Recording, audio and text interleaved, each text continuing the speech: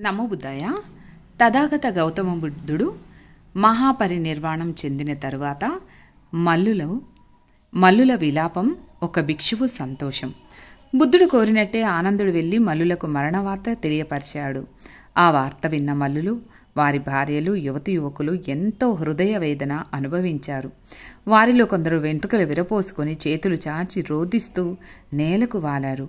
ఆ తరువాత మల్లులు వారి భార్యలను, యువతి యువకుల్ని వెంట పెట్టుకుని బుద్ధుని చివరిసారిగా దర్శనం చేసుకునేందుకై ఉపవనంలోని సాలవృక్షాల వద్దకు చేరుకున్నారు. ఆ తరుణంలో పూజనీయుడైన ఆనందుడిలా ఆలోచించాడు. కుషీనగర వాసులైన మల్లులు ఒక్కొక్కరి వచ్చి భగవాన్ని మృతకళైభరానికి నివాళులు అర్పించడం మొదలెడితే చాలా సమయం అయిపోతుంది కదా.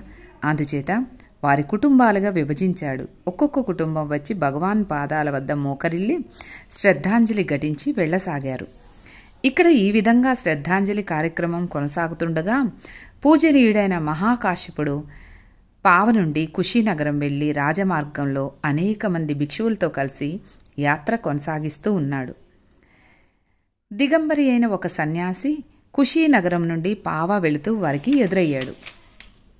తక్కువ దూరం నుండి ఆ దిగంబరి అయిన సన్యాసిని చూసిన మహాకాశ్యపుడు, ఓ మిత్రమా, మా గురువర్యులను నీవెరుగుదు కదా అని అడిగాడు.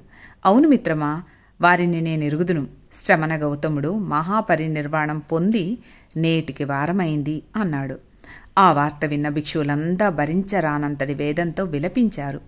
వారిలో వృద్ధుడైన సుభద్రుడను భిక్షువు కూడా ఉన్నాడు. సుభద్రుడు భిక్షువులతో, చాలు చాలు సోదరులారా, విలపించకండి. మనం విచారించనవసరం లేదు. బుద్ధుడు మన నుండి వెళ్ళిపోయాడు.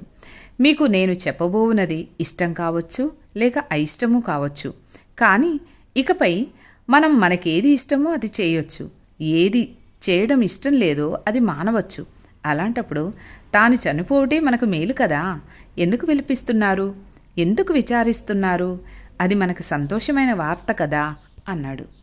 దీనిని బట్టి బుద్ధుడి క్రమశిక్షణ ఎంతటి ఉన్నతమైంది, ఎంతటి కఠోరమైనదో గ్రహించవచ్చు. నమో బుద్ధాయ.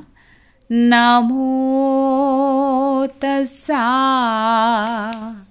భగవతో అర్హతో సమ్మా సంబుద్ధస్సా బుద్ధం శరణం గచ్ఛామి ధమ్మం శరణం గచ్ఛామి సంఘం శరణం గచ్ఛామి ద్వితీయంపి బుద్ధం శరణం గచ్ఛామి ద్వితీయంపి ధమ్మం శరణం గచ్ఛామి.